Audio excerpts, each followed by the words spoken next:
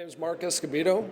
I'm a senior sales engineer at Westpac and subject matter expert, here to talk a little bit about accelerated aging from a test lab's perspective. So the presentation is going to focus on ASTM F1980, the accelerated aging protocol. We're going to talk a little bit about the principles of accelerated aging, but really what drives this is the US and Europe regulatory bodies, FDA, and the EU MDR, tasked with patient safety. And that's an effort to reduce microbial contamination of medical devices. So of course we have to talk a little bit about terminology, and we are familiar with a sterile barrier system. That's typically the primary package that prevents ingress of microorganisms and allows aseptic presentation to the point of end use. An aseptic presentation is the sterile product conditions and procedures that exclude microbial contamination. All right, that's a lot of verbiage for something that we typically take for granted. And one of those parts that we're talking about is stability testing. Is the demonstration of the SBS, or the sterile barrier system, to maintain integrity during its intended life. And we accomplish that in two ways. Well, actually, just one way, really. We just need an expiration date. So we can do that by aging it real time. However, see a problem with that? We need time to market. And so the primary function of accelerated aging is time to market. So we use this tool so that we can put an expiration date on our product, but we have to back that data up with real-time data. When we look at performance testing, as opposed to stability testing, we also look at the guidance document for terminally sterilized devices, ISO 11607, which evaluates the interaction of the package system and the product in response to stresses. Those stresses being manufacturing, sterilization, handling, and distribution. Now, you might think manufacturing, the stresses in manufacturing, well, you're molding many components into a single device.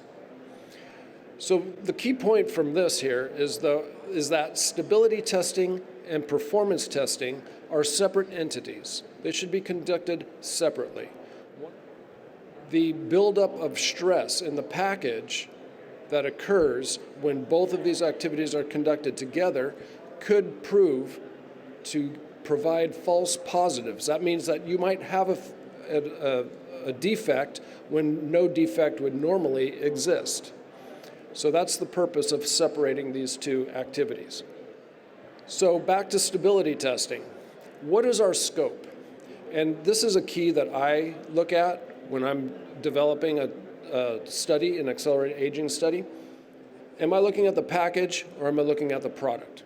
I need to define this in order to actually demonstrate what I'm trying to, my acceptance criteria. So the package is referred to as the sterile barrier system, and subjecting it to accelerated or real-time aging, regardless of those two, it still needs to have physical properties or physical testing to be evaluated for physical testing at the end of the time period. You need to show that the integrity has been maintained, and that can be through gross leak detection. That's a common test. There's also dye penetration. And then there's seal strength testing, that's a strength test, or burst testing. And the aging, if we're looking at just the packaging, again, the sterile barrier system, the aging of a specific SBS is independent of the configuration or content. So in a sense, you can put anything in your package if you're only looking at the packaging, and that's my point. So it's regardless of the physical configuration, the contents that's in there. However, it does have to be subjected to the sterilization process. That has to be the same, because sterilization is going to stress the packaging components.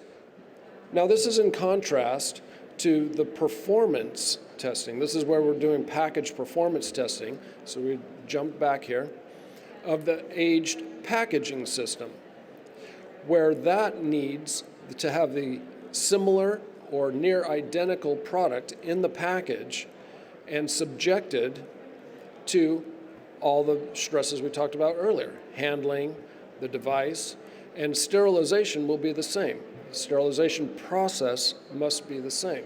The key point from this here is that stability testing and performance testing are separate entities.